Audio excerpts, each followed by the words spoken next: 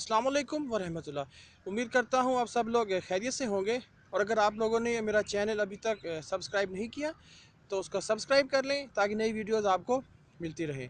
हज़रत अब्दुल्ला बिन उमर ने बयान किया, रसूल अल्लाह सल्लल्लाहु अलैहि वसल्लम ने फरमाया, क़यामत तक घोड़े की पेशानी के साथ खैर व बरकत वाबस्ता रहेगी, क्योंकि उससे जहाद में काम लिया जाता रहेगा।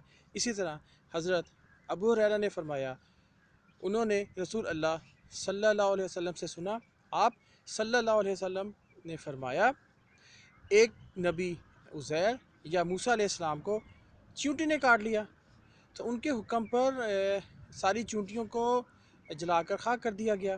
तो अल्लाह ताला ने वही भेजी और कहा, अगर तुमको एक चींटी ने काट ही लिया था तो तुमने ऐसी खलकत को जलाकर खाक कर दिया जो अल्लाह ताला की तस्बीह बयान करती है।